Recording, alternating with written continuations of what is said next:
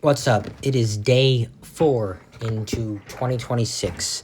Now, this is something I really need to talk to you guys about being a photographer. My YouTube channel is primarily, as I said before, is going to be about exploring and talking about photography. Now, this is the main thing I want to talk about today about photography. And when it comes to YouTube, you don't really necessarily have to do much editing in YouTube. I don't see the point in having to, have all these like fancy like colors and everything in your YouTube video. I like being a raw storyteller and just uploading what I say when I say it. I don't need captions, maybe I should start doing some YouTube videos that have captions for people who can't actually hear, for people who are deaf, but, that would be down the road. And mainly what I want to talk about is having to deal with lenses and weather. So living in the area that I live in, there isn't always a lot of lightning produced from storms. And last summer we had a pretty crazy storm, and I went out and was photographing the lightning. I had it on a tripod. I did it very, very quickly, and my one Nikon D810, I believe it was the D810 or D500, had stopped working because I was out in the rain with it, and I didn't have my rain cover, but I wanted to get the shots of these lightning bolts as fast as I could, and as a result, I ended up not getting what I wanted, to happen, which is my camera stopped working.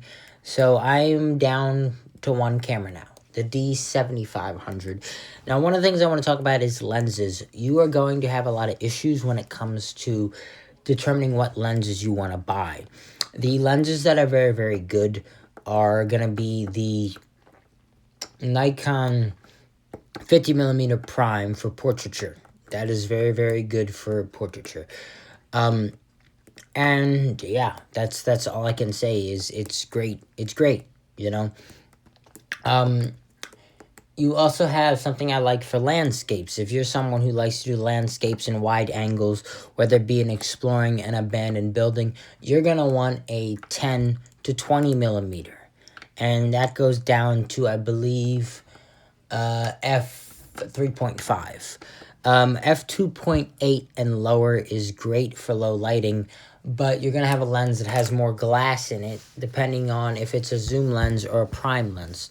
Now, if you don't know much about prime lenses are lenses that are fixed. So you don't have a 10 to 20, it's prime. So a 20 millimeter prime, there's no zooming in or out. It's stationary.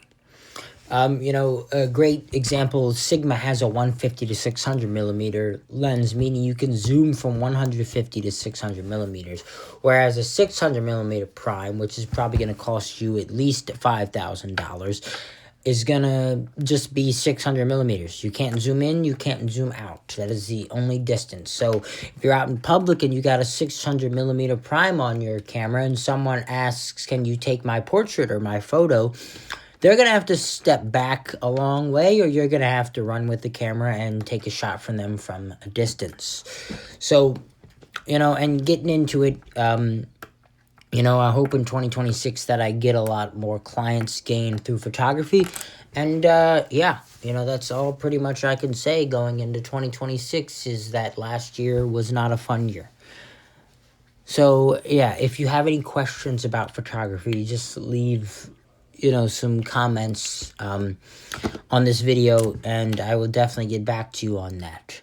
But in 2026, I hope to be better mentally, and that's all I can say, so peace out.